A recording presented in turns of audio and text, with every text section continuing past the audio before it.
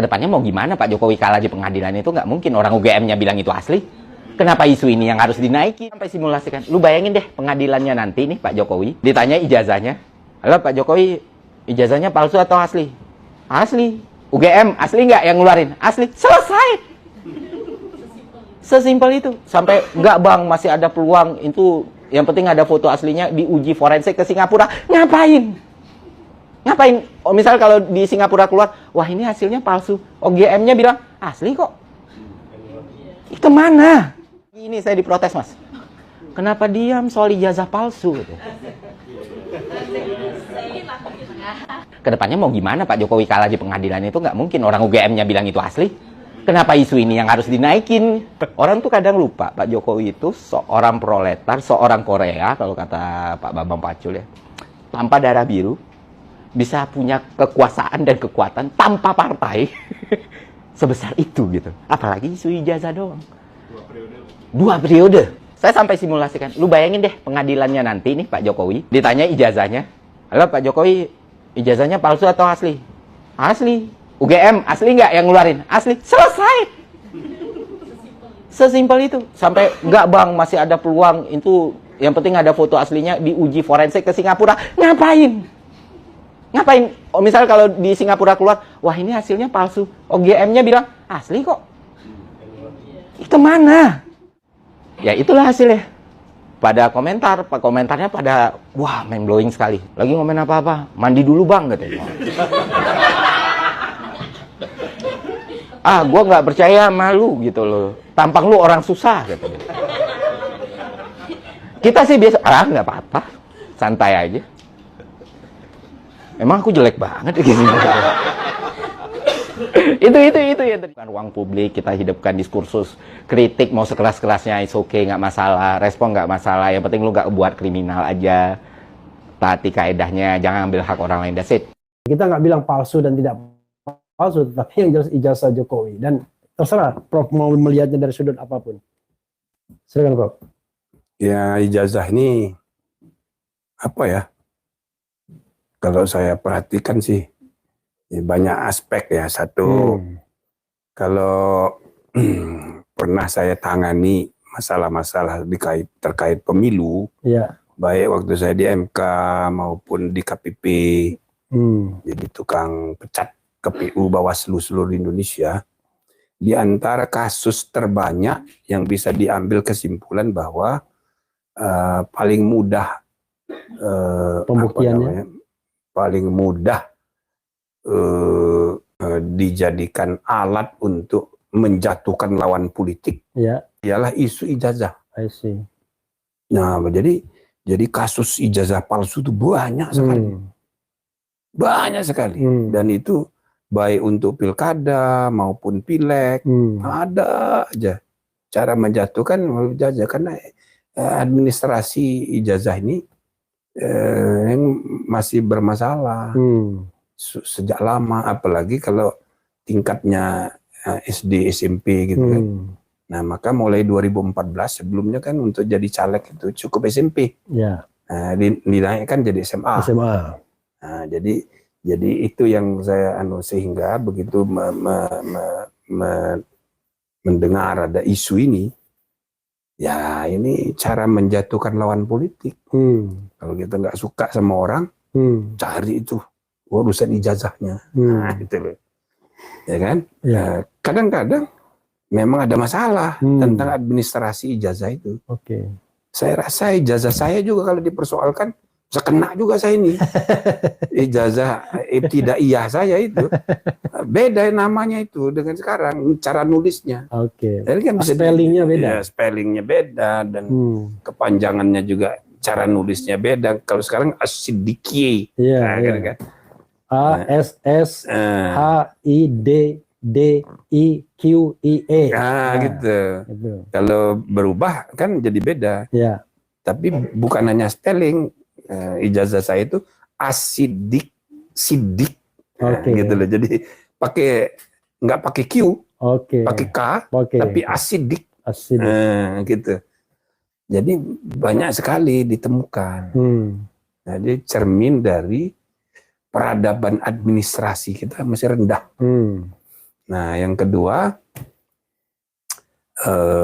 kalau saya perhatikan, saya dengar juga kan, apa yang oleh Roy Suryo, siapa namanya, Rismond Hasiholan sama Dr.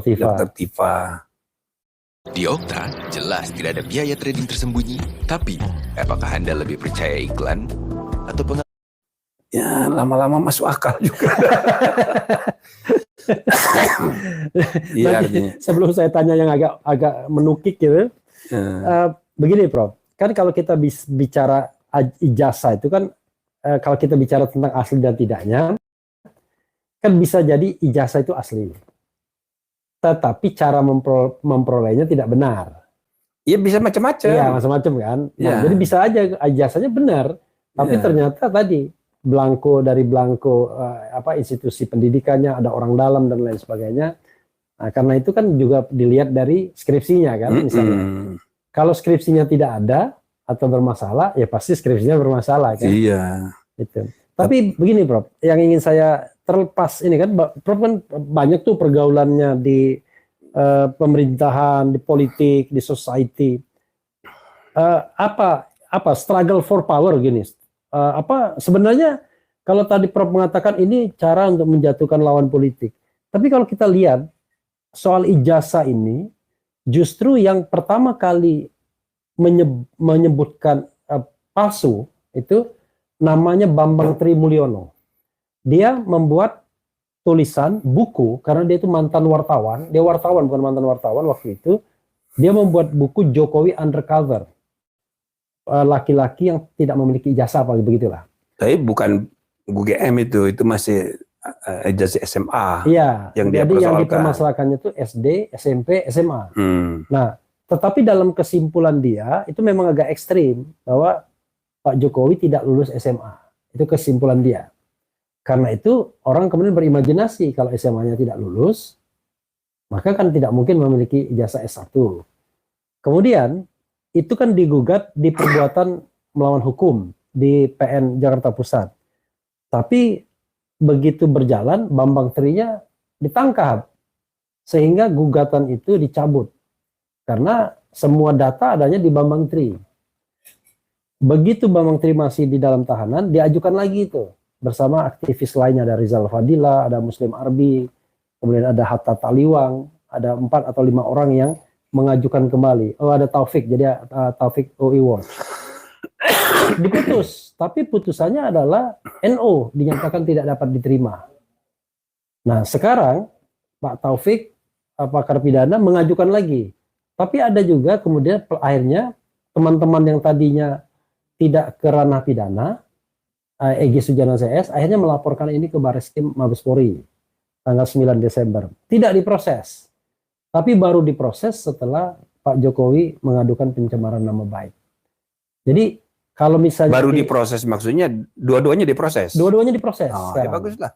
Dua-duanya diproses. Biar adil. Ya, tetapi proses terhadap pencemaran nama baik ini kelihatan jauh lebih masif, lebih cepat. Karena hari itu melapor, hari itu juga diperiksa.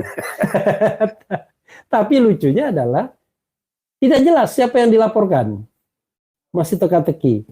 Nah, dari 3 fora ini, kalau sebagai statesman, ya kan, negarawan, Prof. Kan sebenarnya kan rakyat ini terlepas soal rivalitas politik misalnya. Rakyat ini kan punya right to know. Hak untuk tahu. Sesuai dengan prinsip good government, clean government. Ini ijazahnya ini memang benar ada atau enggak? Fake atau original? Nah, ada 3 forum sekarang berkembang. Yeah. Tetapi bisa jadi 3 forum tersebut tidak sampai kepada pembuktian adanya ijazah itu. Ya, jadi kalau dipelajari ya, karena ini udah meluas masalahnya, jadi bukan lagi soal jadi campur aduk ini, ya kan? Politik, hukum, macam-macam. Jadi kalau menurut saya ini kemungkinan besar akan lama, panjang. Oke. Dan kebetulan ini campur aduk dengan kekecewaan kepada terpilihnya Gibran. Oke. Ya kan? Ya. Intinya kepada Jokowi dan keluarga ini jadi kayak musuh bersama gitu loh. Nah, di lain pihak biasanya ya ini sunatullah aja. Ya. Makin banyak yang memusuhi, ya. Makin emosional pula, maka akan muncul segitu banyaknya juga pendukung. Oke. Jadi itu hukum ya kan? ekonominya, ada supply, ada demand, ada demand, ada gitu. supply, Ini ada sunatullah. supply, ada demand. Ya, Sunatullah. Hukum kesetimbangan Ya kan? Archimedes. Nah, jadi saya perhatikan aksi-reaksi. Emosinya ini makin. Aplikasi investasi kripto yang ngerti semua maumu cuma Pintu. Temukan Bitcoin dan 300 lebih kripto lain buat kamu. Makin meluap, baik bagi haters maupun lovers. Nah, makin tidak rasional. Dan kira-kira ini akan berlangsung terus 5 tahun. Oke. Kan ini ada kaitan juga dengan impeachment. Oke. Ya kan? Nah, campur aduk gitu.